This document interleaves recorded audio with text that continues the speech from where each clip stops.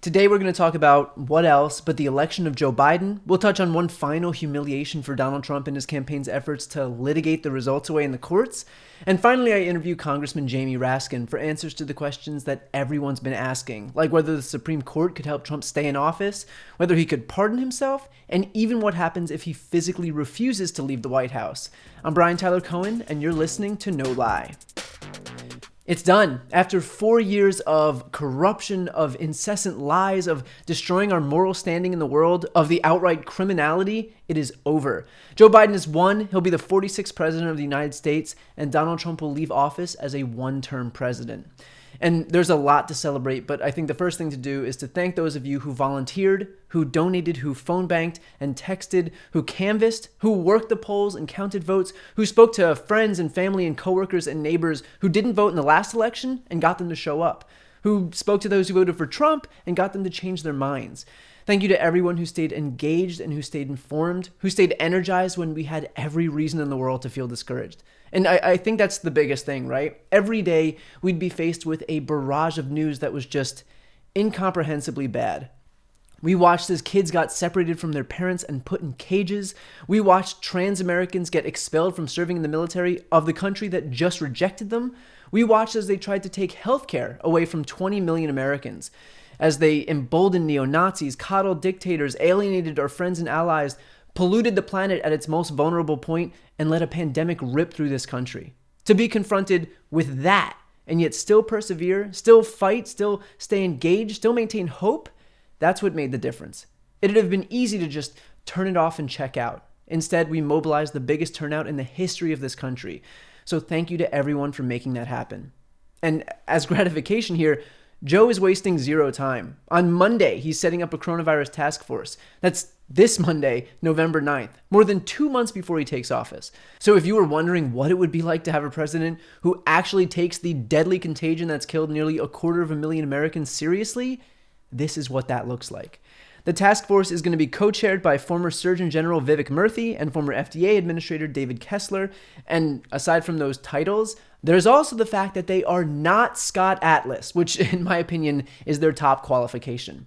Aside from that, Biden's already indicated that his first executive orders upon taking office are going to be that he'll rejoin the Paris Climate Agreement, he'll reverse Trump's withdrawal from the World Health Organization, he'll repeal the ban on almost all travel from Muslim-majority countries, and he'll reinstate DACA, the program allowing dreamers who were brought to the U.S. illegally as children to remain in this country. And just like that, environmentalists can breathe a little easier. People of different faiths can breathe a little easier. Dreamers can breathe a little easier. And those Americans desperate to contain this virus can breathe a little easier. Just like that, in one fell swoop, the lives of so many people will change.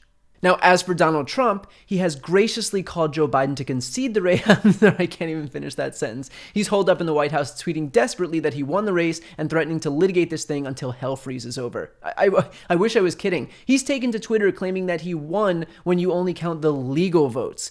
His mouthpieces are repeating these desperate claims that a slew of illegal ballots drove Biden's victory and that Republican poll watchers were blocked from observing the obvious fraud that was occurring while ballots were being counted in places like Philadelphia. And that culminated into what I think might be the single most humiliating moment in the history of any campaign ever.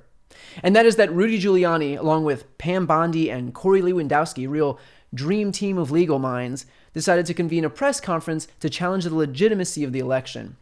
And so a press conference was called at the Four Seasons, but not just any Four Seasons Total Landscaping. I guarantee you that one of the masterminds behind Trump's desperate legal Hail Mary thought that he was setting up a press conference at a high-end hotel and didn't realize that what he was actually doing was setting it up in the alley of a landscaping company located between a crematorium and an adult bookstore that hosts, quote, dildo madness. You could not have found a better metaphor for their legal strategy than this rundown, derelict alleyway. If this was a writer's room, this whole scene would get thrown out for being too on the nose. But it gets better, because the race was literally called for Biden during the conference. And when Rudy asked which network called it, the reporters said all of them. And then this is the meltdown that followed. Because they don't decide the election. The call for Joe Biden isn't. Who was it called by? Oh my goodness, all the networks. Wow. All the networks. We have to forget about the law. Judges don't count. All the networks thought Biden was going to win by 10%. Gee, what happened? Come on, don't be ridiculous. Networks don't get to decide elections. Courts do. Honestly, who could have guessed that being caught with his hands down his pants by Borat would be the second most embarrassing thing that's happened to Rudy lately? Now, in reality, the entire fraud story is obviously a sham. You know how you know that this whole issue of Republican observers being shut out of the counting process was bullshit? Because when the Trump folks went to court in Philadelphia about this very issue, the judge asked the campaign if representatives of the campaign were observing the counting process, and the Trump campaign quite literally said yes. And then the case was dismissed, meaning that the campaign's lawyers undermined their own public disinformation campaign. So that's the whole ballgame. It doesn't get more open and shut than that. In other words, the press conference was as blatant a sham as you can get. In a way, that dildo shop that they were next to ended up being the perfect metaphor here. Just a bunch of little dicked tools that really should not be out in public.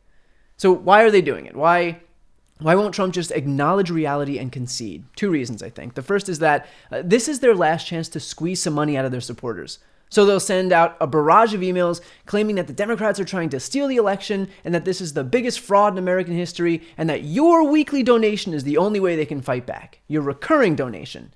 But once Trump concedes, the money operation ends. And you might have noticed, the grift is the entire point of this presidency. So God knows they're going to squeeze every last nickel out of their supporters.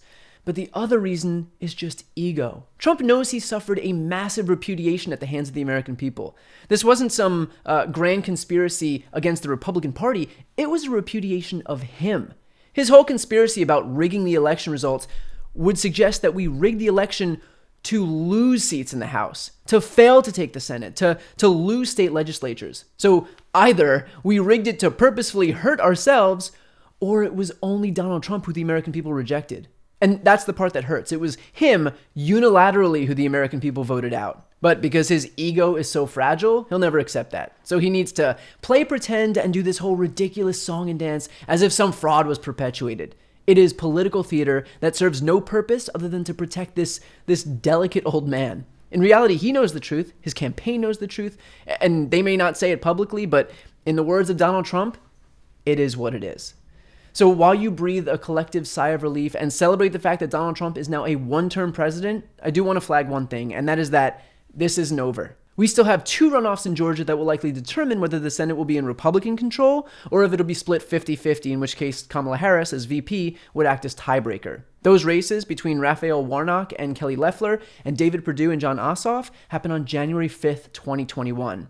The good news is that, as of now, Joe Biden is leading in Georgia by more than 10,000 votes, meaning he has proven that Democrats can not only compete there, but we can win. And for this upcoming runoff, Trump won't even be on the ballot. To his credit, we know he can turn out his supporters, but not necessarily if they can't vote for him. All of that is to say that these races are winnable, and they need to be because I cannot stress how important winning here is. The fate of the entire Democratic agenda rests on whether we have control of the Senate, because we've already seen firsthand where a Senate led by Mitch McConnell has gotten us. 600 bills languishing on his desk. This is the future of climate change legislation, of voting rights legislation, of protections for women's reproductive rights and LGBT rights, of raising the minimum wage and expanding the Supreme Court so that all of that legislation can actually stand. All of that hinges on ensuring that McConnell is not the Senate Majority Leader. So I know that we're all tired, but I would just say to take all of that energy you expended on the presidential race, on every House race, every Senate race, on Florida and Texas and Michigan, Wisconsin, Iowa, Maine, and you focus it all on Georgia.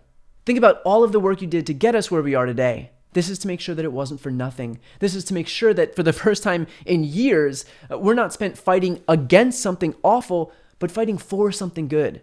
What happens in these races will shape this country for a generation. So support these candidates, Jon Ossoff and Raphael Warnock, along with Stacey Abrams and her organization Fair Fight and Black Votes Matter and the Georgia Democratic Party. Be ready to help register new voters between now and December 7th. to volunteer and phone bank and knock on doors and do whatever is necessary because we are so close and we've worked so hard. So let's bring it home. To watch my interview with Congressman Jamie Raskin, to hear about everything from Trump using the Supreme Court to try and steal the election, to his ability to pardon his friends and even himself, and finally, what happens if he refuses to leave the White House, check out the interviews playlist on my YouTube channel. That's it for this episode. Talk to you next week.